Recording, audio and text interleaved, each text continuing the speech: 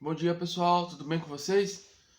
Olha só, hoje eu estou aqui para mostrar para vocês como se faz o acesso ao formulário do Google Forms, aquela atividade que eu enviei para vocês na semana passada. Eu reparei que muitos de vocês ainda não fizeram, ainda não enviaram, e eu gostaria de lembrá-los aí que essa atividade ela é importante que seja feita porque ela vai compor a nota do terceiro bimestre de vocês, tá? Então, diante disso, eu resolvi dar mais uma semana para vocês fazerem essa atividade e me entregarem.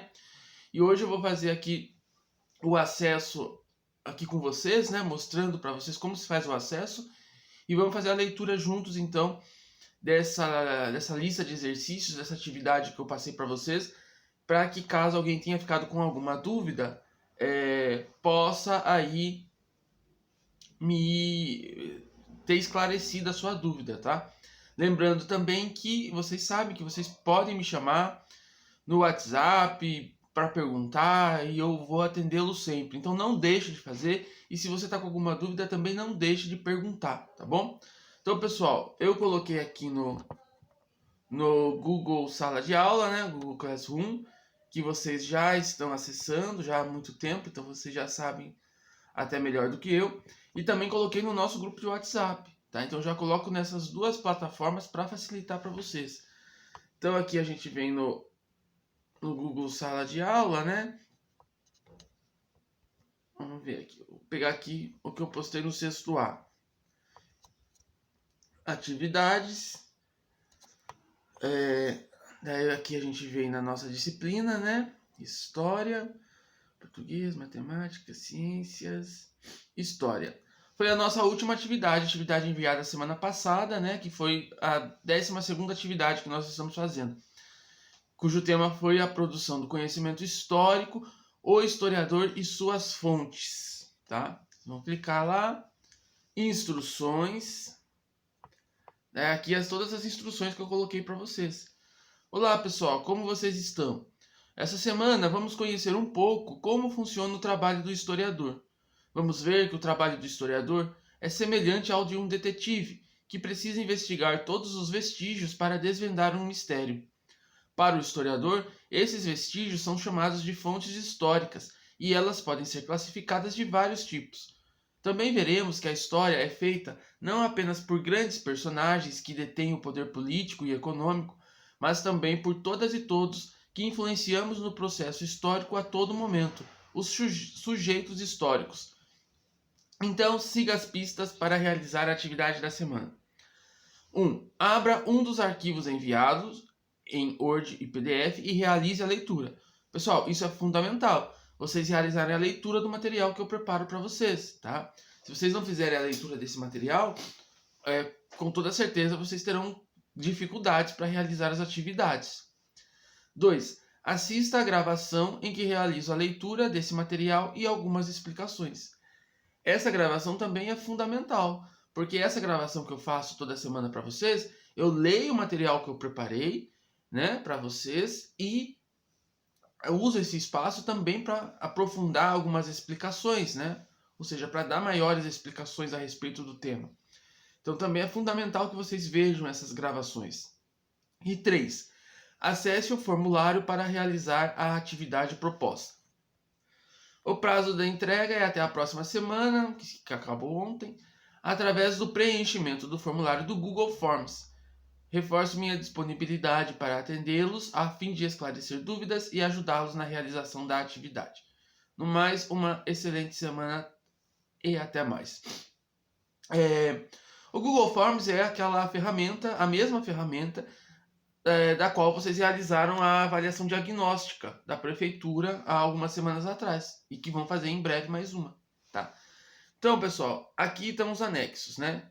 Nesse primeiro anexo aqui a gente tem, nesses dois primeiros anexos, né, o doc e o PDF, o texto que eu preparo e escrevo para vocês toda semana. Eu vou abrir aqui um deles. Olha só, então aqui está todo o texto, é fundamental que vocês façam a leitura. Eu preparo isso daqui para vocês toda semana, eu mesmo que produzo, não pego de nenhum lugar, tá? E nessa aula aqui especificamente, o que nós aprendemos? Nós aprendemos como que é o trabalho do historiador, Quer dizer, como que aquela história, toda a história que a gente já estudou, que a gente vai estudar, né? Alguém produz essa história, alguém escreve essa história, alguém vai pesquisar, né? Como que nós podemos saber hoje como que funcionava é, a economia, como que funcionava a cultura quando o Brasil foi descoberto? Ora, ninguém é vivo para contar essa história até hoje. Então, o historiador é esse profissional que vai pesquisar nos arquivos, vai pesquisar para produzir essa história, para contar para a gente essa história, tá? E essa pesquisa vai se dar com aquilo que a gente chama de fontes históricas, né? As fontes históricas, então, vão ser todo e qualquer vestígio que a humanidade deixa que permite com que o historiador estudando esses vestígios, ele possa reconstituir uma parte do passado. Tá? Então, sem fontes históricas, sem essa matéria-prima da história, é impossível que a disciplina história seja produzida, que o conhecimento histórico seja produzido. Então, nesses dois primeiros anexos, né, vocês têm aí o texto que eu preparo para vocês, explicando os conteúdos, explicando os temas que nós estamos abordando. Nesse aqui, né, eu até fiz um paralelo com o trabalho do detetive, né? Que o trabalho do historiador é mais ou menos como o trabalho de um detetive, né? O detetive, quando ele tem que solucionar um caso, ele precisa pesquisar nos indícios, nos vestígios, né? Para chegar à solução do seu caso. E o historiador, da mesma maneira, né? Só que ele pesquisa através das fontes históricas. Depois aqui, como eu sempre faço, uma gravação, né? Em que eu realizo a leitura para vocês do material e faço explicações. Para produzir o conhecimento histórico. Se não tiver fonte histórica, é impossível o trabalho do historiador.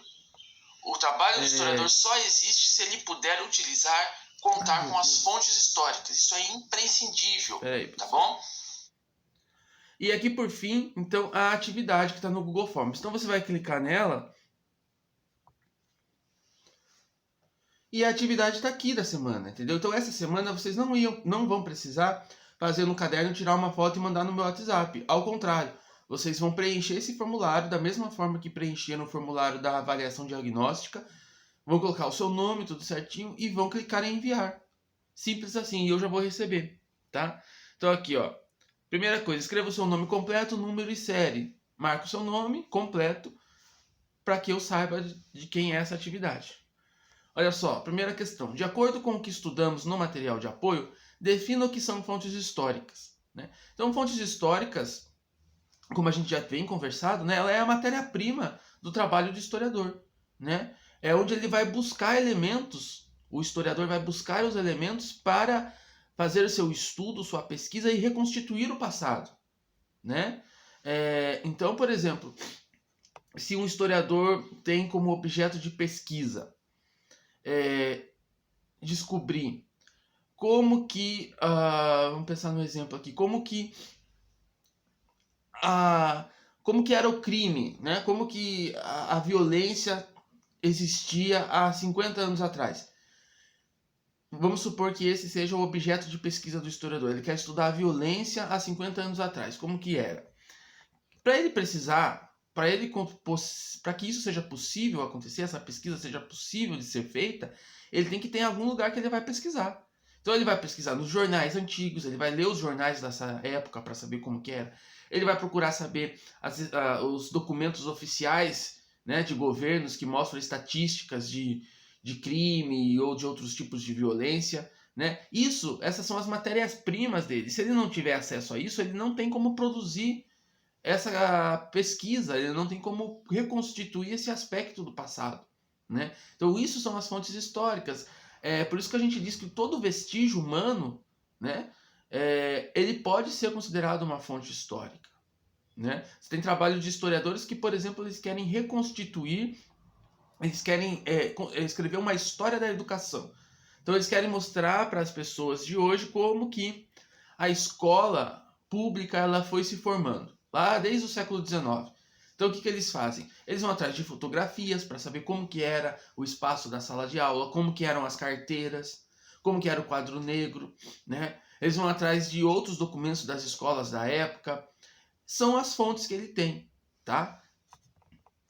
Vamos lá. Segunda questão. As fontes históricas elas podem ser classificadas em diversos tipos. Sítios.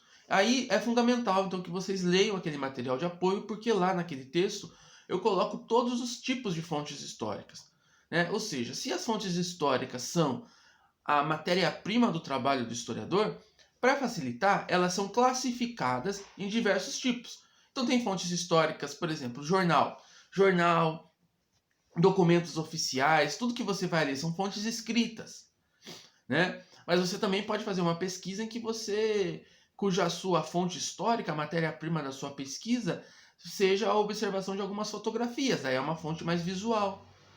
Ou então você pesquisando a memória das pessoas através do depoimento, da fala delas, então vai ser uma fonte oral. Então lá naquele material que eu mandei para vocês, você tem especificado os tipos de fontes históricas que existem. Olha só, daí eu coloquei aqui. A imagem abaixo é a primeira página do jornal Gazeta de Notícias, de 14 de maio de 1888. A manchete trata da notícia da abolição da escravidão no Brasil. Essa fonte pode ser classificada do tipo, e daí vocês vão clicar, olha aqui, então aqui tem a capa do jornal, a primeira página do jornal Gazeta de Notícias, do ano de 1888, ou seja, esse jornal já foi publicado há 130 e... mais de 130 anos aí de publicação. Agora eu não vou saber fazer a conta rápida aqui. E a manchete era uma notícia muito importante, que é aí, ó, Brasil livre, né? Extinção da escravidão. Então, como que isso foi noticiado pelos jornais? E aqui é uma pergunta de múltipla escolha. Essa fonte que está aí, que vocês vão ler, ela é uma fonte oral? Ela é uma fonte escrita? Ela é uma fonte material ou é uma fonte musical? Então, vocês vão clicar na opção aí correta. Olha só, a próxima. Os cantos de trabalho repassados de geração em geração, permitem ao historiador reconstituir aspectos relacionados ao mundo do trabalho e do cotidiano dos trabalhadores rurais. Conheça, através do vídeo abaixo, o canto de trabalho Sindolelê para responder as duas questões a seguir. Olha só, cantos de trabalho, então, o que são isso? O que é isso, né? Os cantos de trabalho são músicas, né? Que as pessoas, geralmente trabalhadores rurais, cantavam enquanto faziam o seu trabalho, né? E esses cantos eram geralmente produzidos por eles próprios, pelos trabalhadores mesmo, né?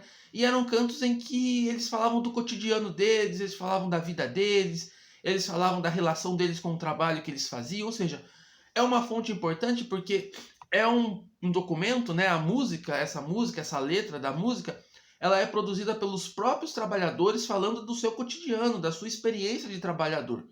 E esses cantos, então se pegasse as lavadeiras, por exemplo, que elas se sentavam em rodas ali, né, na beira dos rios, lavando as roupas das suas patroas, enfim, e fazendo os seus cantos, né, elas falavam do seu cotidiano e esses cantos iam sendo passados aí para suas filhas e depois para suas netas, e muitos desses cantos chegaram até hoje.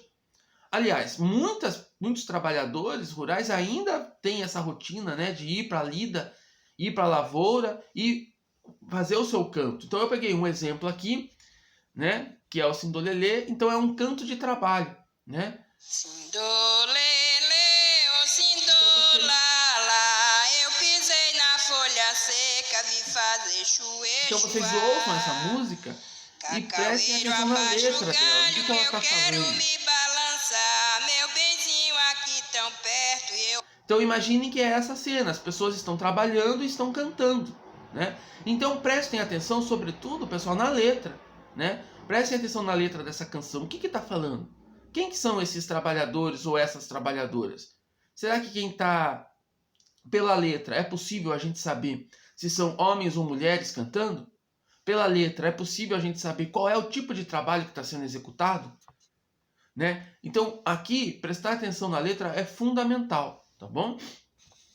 Olha só, o canto Sindolelê é um exemplo de fonte histórica de que tipo? Ela é uma fonte histórica visual?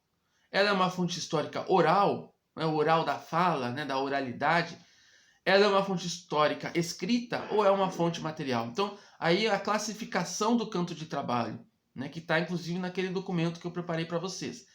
O canto de trabalho é uma fonte histórica de que tipo? Né? Vamos pensar que ele é um canto, que as pessoas cantam ele. E a quinta pergunta, né? O trecho abaixo permite ao historiador perceber qual é o tipo de trabalho que está sendo realizado. Escreva qual é o trabalho que está sendo executado baseado nesse trecho. Então aqui eu peguei só um trechinho da música e vocês aí, como eu já pedi, prestem atenção na letra da música inteira, tá? Então o trechinho que eu peguei foi: Sindolelê ou Sindolalá, eu pisei na folha seca, vi fazer chuê chuá. Cacaueiro, abaixa o galho, que eu quero me balançar. Meu benzinho aqui tão perto e eu morrendo de chorar. Já colhi toda essa safra, já botei para secar. Vou tirá-la da barcaça e depois vou ensacar.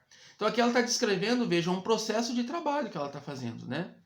Ela fala que ela já colheu a safra, que ela já botou para secar, que ela vai tirar da barcaça e depois vai ensacar. Quer dizer, é um processo de trabalho. Que trabalho que é esse?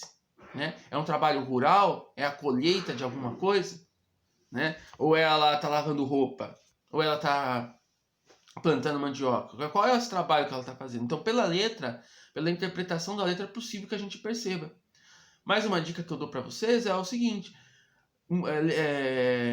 palavras que vocês não conhecem o significado, procurem no dicionário, né? O que é cacaueiro? Né? Se alguém não sabe, procure no dicionário. O que é barcaça? Se alguém não sabe, procure no dicionário. Esse exercício de procurar palavras que nós desconhecemos no dicionário, ele é fundamental não só para essa atividade, mas para a vida, né? E provavelmente se tiver alguma palavra aqui que vocês desconheçam e vocês vão até o dicionário para procurar o significado, provavelmente essa palavrinha vai ajudar vocês a descobrir qual é o tipo de trabalho que está sendo feito, tá? Então, pessoal, o conhecimento ele se constrói assim, né? Então, você não sabe uma palavra, vai no dicionário, procura. Provavelmente você pode ficar interessado mais em saber daquilo, vai procurar em outro lugar. E é assim que a gente vai construindo o nosso conhecimento. Então, aqui vocês vão escrever, ó, sua resposta. Vocês vão escrever depois qual é o tipo de trabalho que está sendo realizado pela letra da música. Olha só, outra questão aqui. A história não é produzida apenas pelos grandes personagens e por aqueles que detêm o poder. As mudanças e permanências também são fruto das ações dos sujeitos históricos, individuais ou coletivos. Veja o vídeo e acompanhe a letra da canção Cidadão, de Zé Ramalho, para responder a pergunta a seguir. Essa pergunta a gente vai começar a falar então da noção de sujeitos históricos, né? Eu falo isso naquele material que eu mandei para vocês e no vídeo. O que é o sujeito histórico? Né? Bom, durante muito tempo, a história, né, os historiadores, eles consideravam que a história ela só estava nas grandes ações e nos grandes personagens. Nos personagens que têm o poder político, nos personagens que têm o poder econômico. Aqueles historiadores do século XIX, eles achavam que a história acontecia apenas nas guerras, ou seja, sempre naqueles eventos muito grandes. Hoje, os historiadores já sabem que todo mundo produz história, individualmente ou coletivamente. Então eu individualmente produzo história, vocês individualmente também produzem história, né? Nós ajudamos a história a se mover, nós ajudamos com que aconteçam mudanças e também permanências, individualmente ou coletivamente, né? Individualmente, por exemplo, quando você resolve adotar posturas para a mudança de alguma coisa na sociedade, né? Então eu, por exemplo, vou optar por não usar mais sacolas plásticas. Vou usar uma sacola de pano, porque nós sabemos que as sacolas plásticas demoram muitos séculos para se decompor e isso vai degradar mais o meio ambiente, vai influenciar na nossa vida. Isso é uma mudança, então eu também estou influenciando o curso da história. Então eu sou um sujeito histórico, tá? Da mesma forma, as pessoas quando se reúnem, né, em coletivos para mudar as coisas, também são sujeitos históricos que estão influenciando o curso da história, né? Estão promovendo mudanças e permanências. Nós vimos aí há alguns meses atrás as grandes manifestações antirracistas, né? Depois aí de mais uma morte covarde de um homem negro nos Estados Unidos. Então, esse fato histórico, né, essa violência gerou uma onda de protestos que muitas pessoas, mesmo na pandemia, foram às ruas, né, para dar um grito de falar, não, nós não queremos mais isso. Né?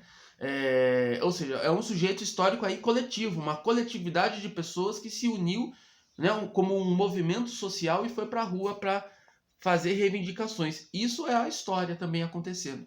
Então, a história hoje não é... Os historiadores, né, já não acham mais que a história ela seja produzida apenas nas guerras, nas histórias das nações, dos presidentes, né, dos monarcas. Não. A história hoje ela é considerada que ela é produzida por todas e por todos, tá bom?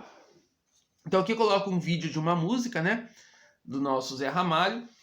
Ouçam a música também e, fundamental, prestem atenção na letra. Essa música conta uma história. Que história que essa música está contando, né? Então vocês vão clicar aqui e a música vai começar. Esse vídeo que eu selecionei para vocês, a música tem até a letra dela, então prestem atenção na letra, né, ó. Tá aqui em amarelo, né? A gente não vai ouvir inteira. Mas vamos lá. 6. De acordo com a letra da música, cidadão, os trabalhadores ou operários, daí vocês vão assinalar qual é a resposta certa.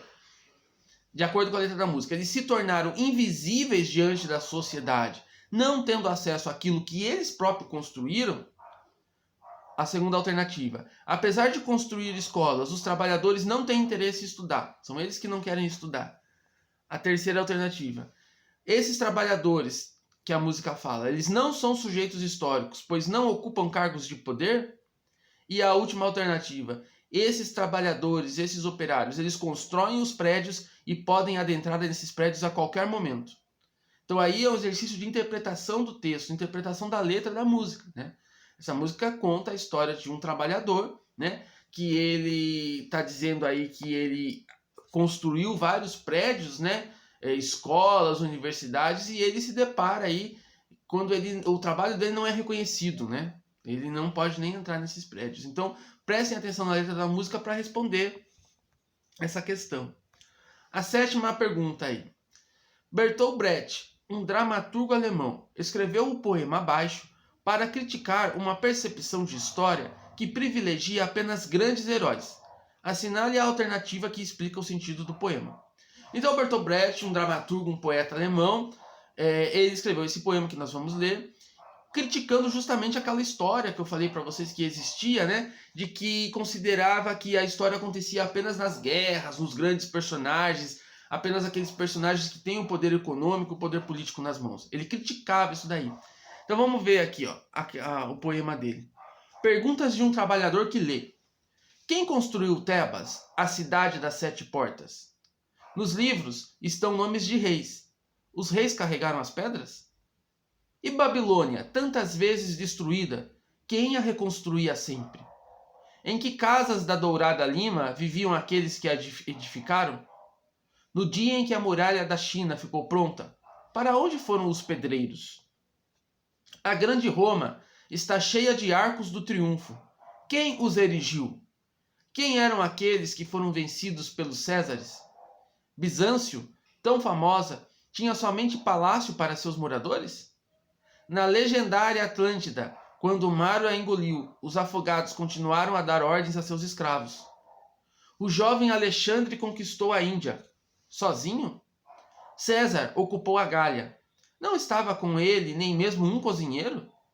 Felipe da Espanha chorou quando sua frota naufragou. Ele foi o único a chorar? Frederico II venceu a Guerra dos 7 Anos. Quem partilhou da vitória? A cada página uma vitória. Quem preparava os banquetes comemorativos? A cada 10 anos um grande homem. Quem pagava as despesas? Tantas informações, tantas questões. Bertolt Brecht. Então aqui ele usa vários exemplos, né, de personagens grandes da história. Alexandre, César, né, Frederico, né? Então você tem, por exemplo, às vezes a gente aprende que Alexandre conquistou muitos territórios. Mas será que uma pessoa é capaz de conquistar muitos territórios? Ele não tinha um séquito, dezenas de homens ali junto com ele para conquistar um outro espaço? Ou seja, essa história dos grandes heróis acaba invisibilizando, acaba apagando a participação de outros sujeitos históricos que às vezes não têm o poder político e econômico, porque o Alexandre tinha o poder político com ele, né? Ele era o grande líder. E daí na história às vezes aparece só ele, como se ele tivesse conquistado. Mas é possível uma pessoa conquistar uma grande região? Ele não precisou de um corpo de auxiliares? Por que essas pessoas não aparecem na história? Então ele está criticando, né, os grandes feitos da história também, né? Ele fala a muralha da China, quer dizer, alguém construiu. Quem são esses trabalhadores? Por que eles não aparecem na história? Por que a história negou o espaço a eles?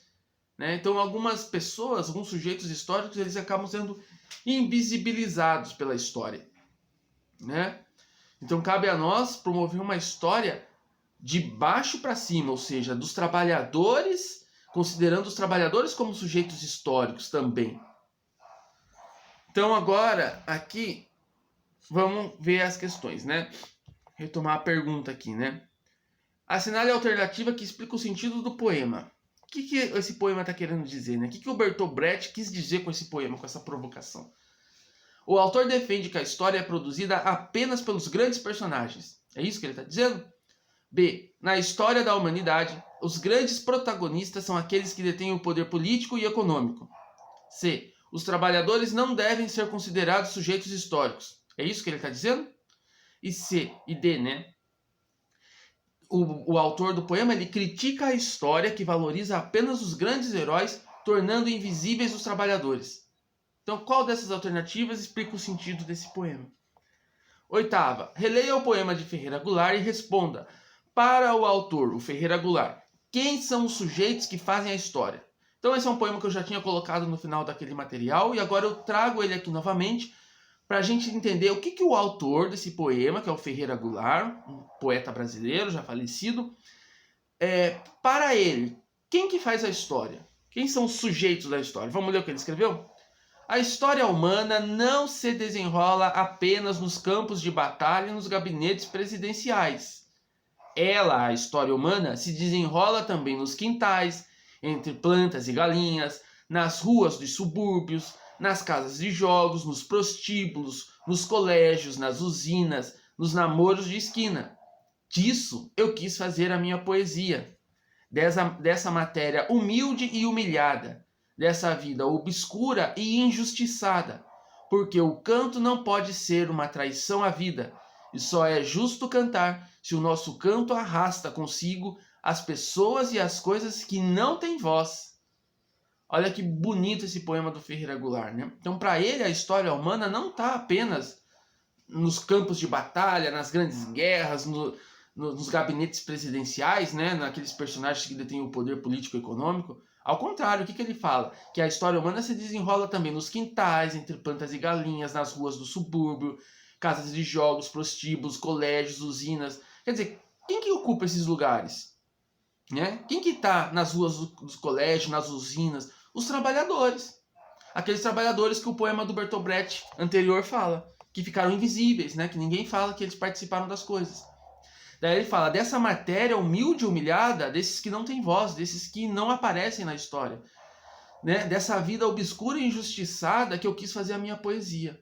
Né? Porque o canto não pode ser uma traição à vida, e só é justo cantar se o nosso canto arrasta consigo as pessoas e as coisas que não têm voz. Ou seja, só é justo o nosso canto, só é justo a nossa história se ela arrasta com a gente as pessoas que não têm voz, que ficaram esquecidas pelo caminho da história, os trabalhadores. Né? Então, para esse autor, quem são os sujeitos que fazem a história? Então aqui vocês podem escrever aqui embaixo em sua resposta. A 9 e a 10, pessoal, são questões muito pessoais de vocês. A 9. O historiador define sua pesquisa provocado por um tema e por uma questão que pretende pesquisar. Se você fosse um historiador ou uma historiadora e fosse realizar uma pesquisa histórica, qual tema você gostaria de realizar a pesquisa e por que escolheu esse tema? Então eu vou contar para vocês uma coisa aqui. Eu estou desenvolvendo um projeto, né, para entrar no mestrado, e a minha pesquisa, né, de historiador, eu quero saber como se deu o fim da escravidão aqui na cidade de Sorocaba. Esse é o tema da minha pesquisa, tá? Que eu estou elaborando o projeto. Eu quero descobrir, então, como que aconteceu o fim da escravidão aqui na cidade de Sorocaba. Por quê? A escravidão aqui na cidade de Sorocaba, ela acaba 6 meses antes do fim da escravidão, do fim ela acaba 6 meses antes da lei de 13 de maio. A escravidão no Brasil, a lei da Princesa Isabel, ela foi assinada no dia 13 de maio de 1888. Eu até coloquei o jornal ali que fala disso para vocês. Mas em Sorocaba, nesse momento, a escravidão já havia acabado 6 meses antes. Então a minha questão que eu quero pesquisar é o seguinte: por que acabou 6 meses antes? Né? O que gerou o fim da escravidão, né, antecipadamente, entre aspas, aqui em Sorocaba? Quais foram esses fatores? Então esse é o tema da minha pesquisa. Né? Então, onde eu vou procurar essas respostas? Nas fontes históricas da época. Jornais, documentos da Câmara Municipal, né? Tinha aqui um clube emancipador, eu quero ter acesso a essa documentação. Então eu vou ter que ir para essas fontes históricas, fazer a leitura delas, para procurar as respostas da minha pergunta. Então aqui é uma pergunta, a 9 é uma pergunta muito pessoal para vocês. Se vocês fossem fazer uma pesquisa histórica, imagine então que vocês vão ser historiador por um dia. Pensem num tema do passado que vocês queiram fazer uma pesquisa, que vocês queiram descobrir. Que tema seria esse? E por que você escolheu esse tema?